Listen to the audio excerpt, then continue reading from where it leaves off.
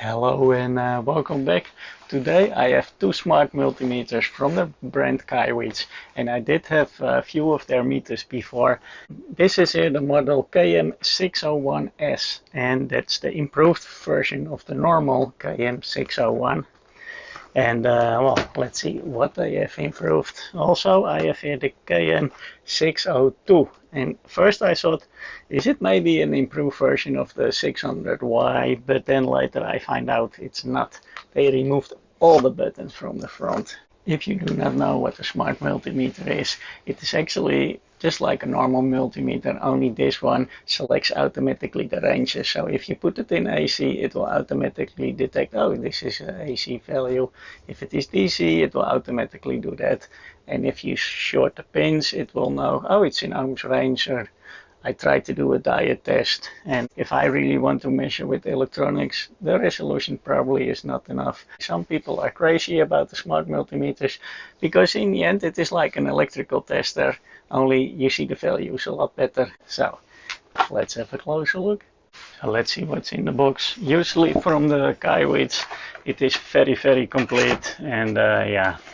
Again, they have a carrying case. The manuals are great. It's in English and multiple language even sometimes.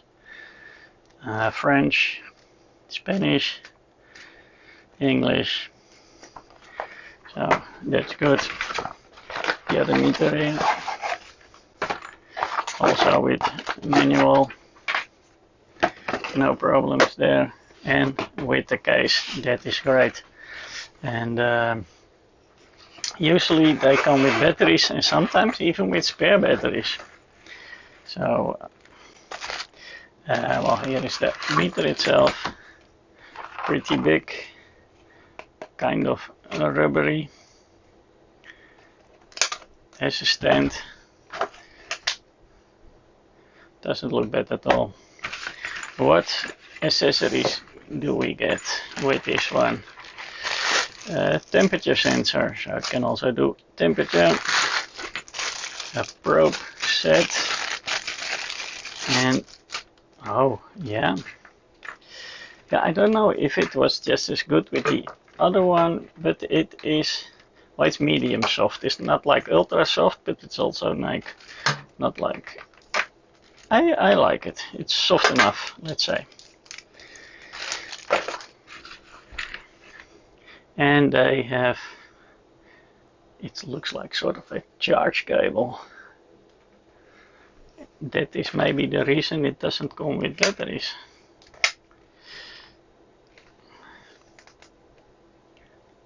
Oh yeah. Huge display. It is blinking where you can put the inputs, and yeah, the power plug goes in here. Let's have a quick look. Oh, that's cool. It comes with 1200 milliamps, 3.7. So you can probably run a few hours on this. I think that is sort of smart. The only thing I don't like too much, to be honest, is that they make this super long, deep plug. So if you lose your cable, you are lost. Just like Fluke did on their Fluke meters and the graphical meters, they have this very long pin, very specific. Otherwise, I like the idea of a battery.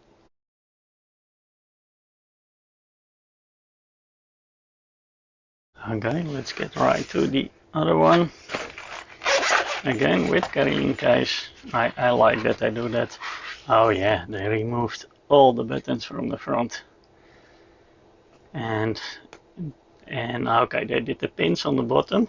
That's why it probably doesn't have a stand, because then you cannot put your probes in it. That's always the downside with in the bottom, that you cannot do it like this, but this one is really to hold. But the plus side is it is a huge display, and it has a backlight. It has even the min max select, so you can still do your manual settings. And yeah, it has the same charging. So this one also comes with the battery. rechargeable batteries. Ooh, the display is huge, and it shows you where you need to input the pins. Oh, the light is a bit reflective. I will change the camera position later. Probes, same, soft, good. Also with temperature sensor, and again this DC plug, so don't lose it. Okay, well I think there is still, oh yeah, this one can be taken out. Then it looks immediately a lot smaller. Let's take this off. Ooh. And there is a little, oh, it's the fuse. They have the fuse in a separate compartment.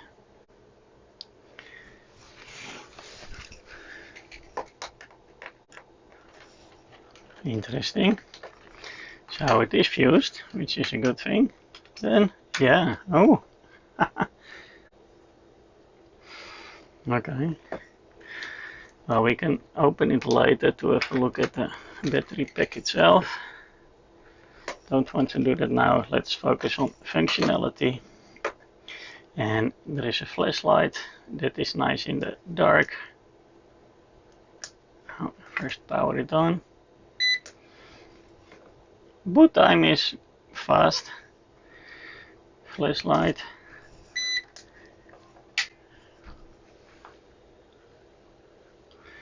Nice in the dark if you are in your electrical box. And it tells me you need to put the first two pins here, which is the voltage ohms. How is this boot? Also fast. And you see the difference already in the size of the display. So both are trying to find out what you want to do. So I noticed when I switch it on and off that here it is constantly in the display where you need to put your probes. And here it is just blinking for a short while, because I think to save batteries it stopped blinking after a while. But they also indicate, okay, start with this first and then we see later. This one, by the way, is 10,000 counts. This one is 6,000 counts. So okay, let's do some automatic testing. Put it in the mains, put it on my DMM, check plus for AC, and for the AC for 5 volts only. I have here my LBO2, also for current and DC voltages. And of course I have my Advantage R6142 programmable DC current and voltage. So let's have a look. DMM check plus. It is being calibrated, I think, on a 6.5 or 5.5 multimeter. So the current should be reasonable. Short test. Continuity 0 ohms. Okay. Well, I can do the resistance test. I have here 1% resistors. This should be 100k. I think you can see the values. Maybe I can zoom in a bit more. 100k.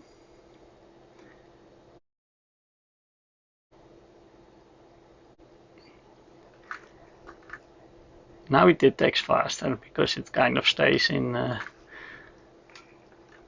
resistor mode. And for this one, 0 test.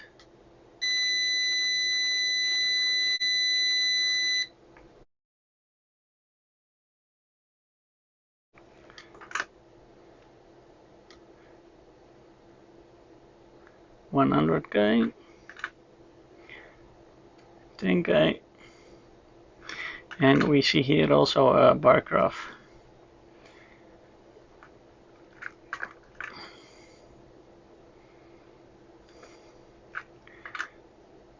That would be interesting to see later.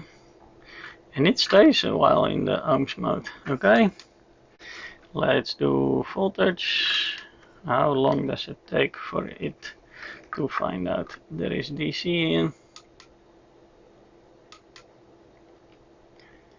it says almost 5. What if I go now to AC?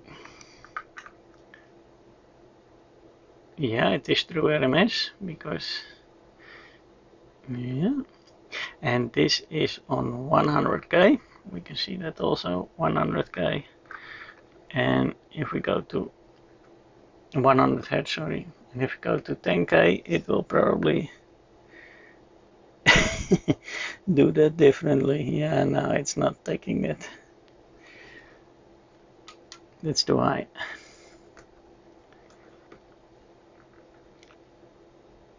Okay.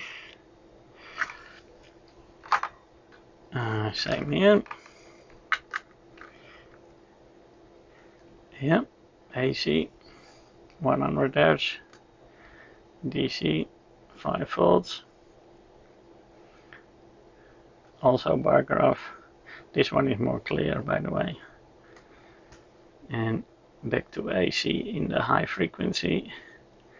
No, it is probably filtered.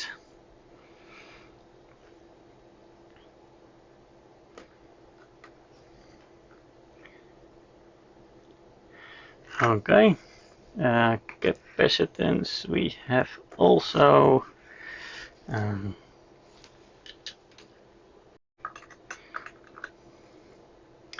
nano is there, 10 is there, 100 is there, and 1 microfarad. Yeah, it's there. It's a little bit off. These are not 1%. It's the caps themselves.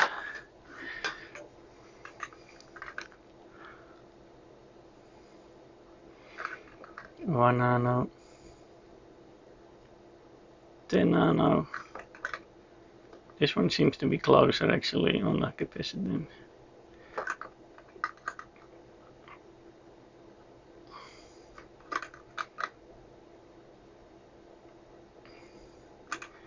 Okay, 1 microfarad is a bit difficult for this one apparently.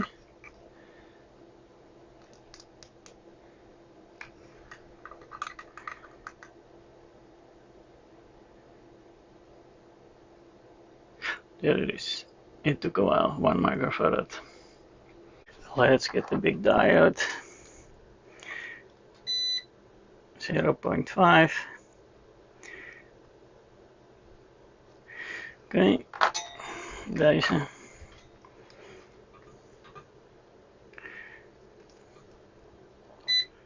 .54. What is the voltage of the diode measurement?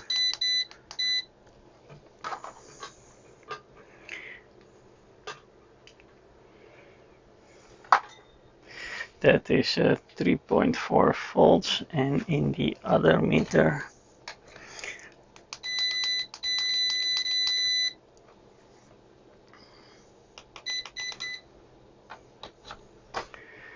also 3.5 almost. Okay, let's play with some current.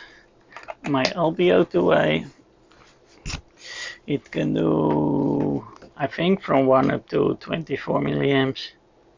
Is it 2 milliamps? No, it starts at 4 milliamps. So set it to current. Current milliamps. That is 4. A little bit higher because this one is 10,000 counts. So let's go a little bit higher.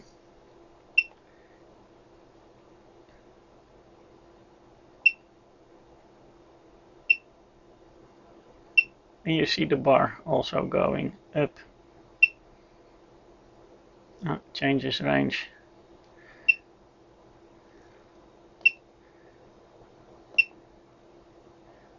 Loop switches back. Okay.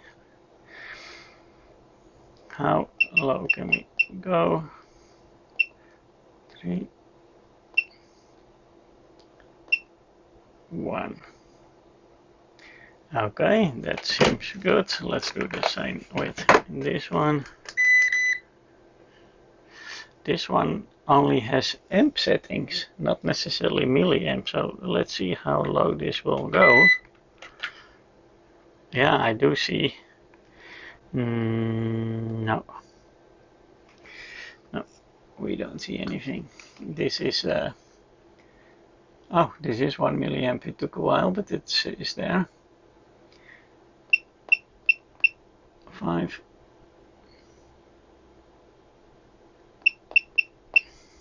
10.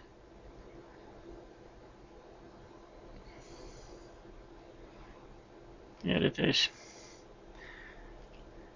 So if this one is just has a little bit more advanced features than this one.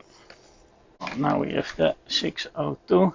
Let's see how low we can go in the amps. 1. Upright.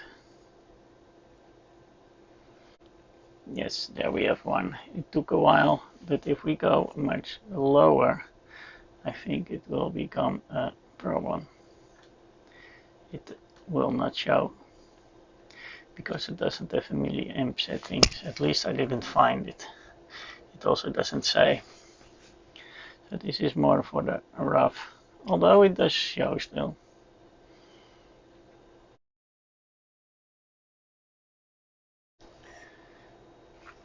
In the milliamps.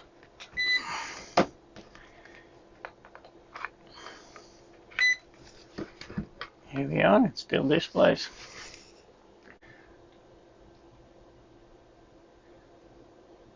It's pretty accurate as well, still. Cool.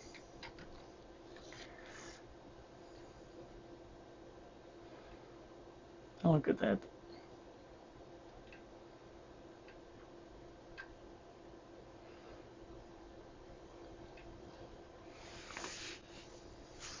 How low can we go?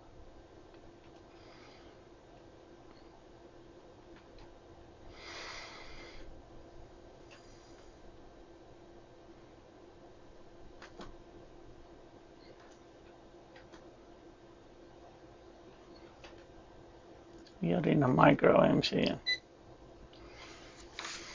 Oh, they can go up to 10 amps. So let's just try that. This one can deliver up to 50 amps. This one can do up to 40 amps. So that's my electronic load. So what if I set it first to 1 amp? Let's see, setting 1. I need to switch it on and off twice just to be sure that there is a bug in this thing and it will keep the last setting. And then it should be 1 amp. And here is that famous bug.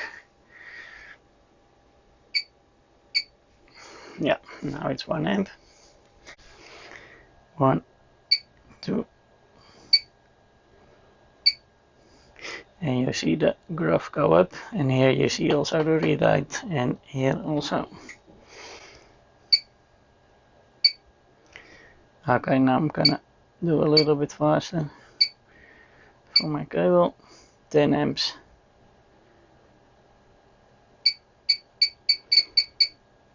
So let's try the same with the other one. 1, 2, 3.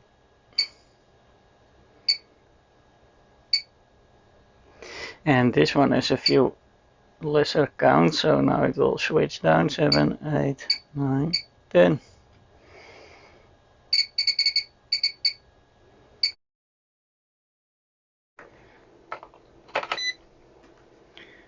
Okay, now I can probably do AC.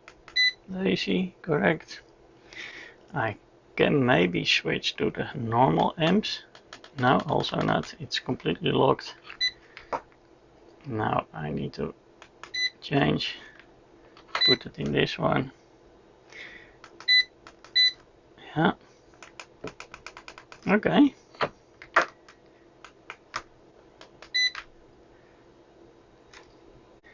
This one was even a little bit smarter, because when I remove my plug it will switch back to auto. Okay, and then we have this non-contact voltage detection, and it also has a live function, but I think the non-voltage is just this here in the top.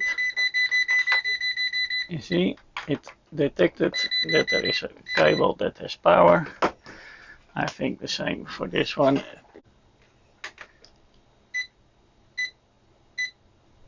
Low wire, high wire. Oh, that is cool. It also gives you that. But you can also, and that is called live mode, is that you only use the import wire. You get your plug, and then this is apparently the hot one.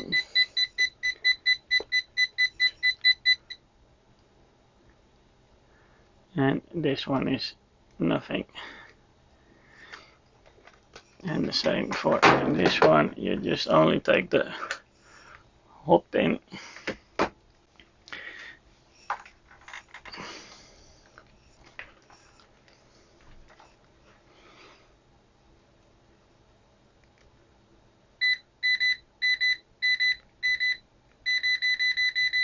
This is the hot wire, this is the low, but of course it is also doing the non-voltage at the same time.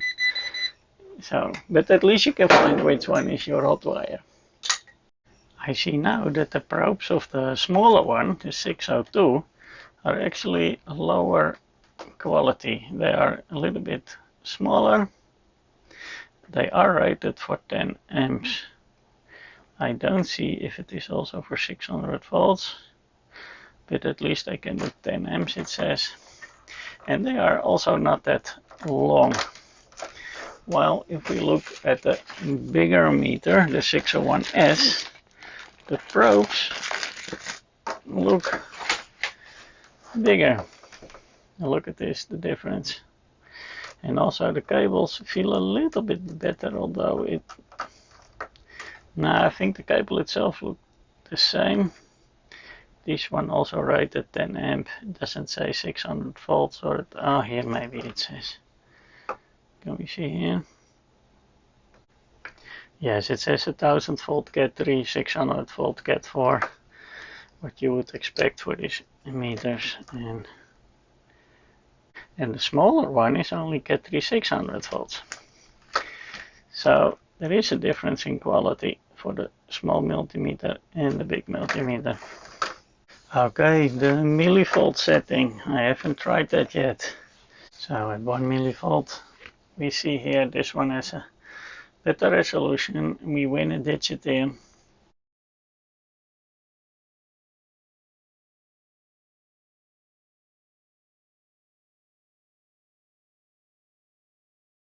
The min max.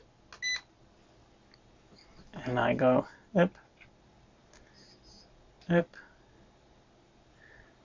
down, down. I'm losing my current setting right now, but I'm going down to 9. If I go now to the min, I can see that. If I go lower, I can see that. But I cannot see my current measurement. So if I go up again, it is 12. If I go down again, it is 8. But the current setting is lost. And they could have used the upper display for that. So that were the tests of the two Kaiweets, the 602 and the 601s. And the big one is actually cheaper. This one is around 45, the 602, but this one is 47. The small one, even though it's more expensive, or the screen is bigger, but it has less counts. It's 6,000. This one has 10,000. Also, this one has a milliamp setting, and this one has not. But we saw in the test, you can still see the milliamps. But if you go into the micros, this is your pick. So the bigger one, a little bit cheaper, has a little bit more options also, but the screen is smaller. Thank you for watching, and I'll see you next time.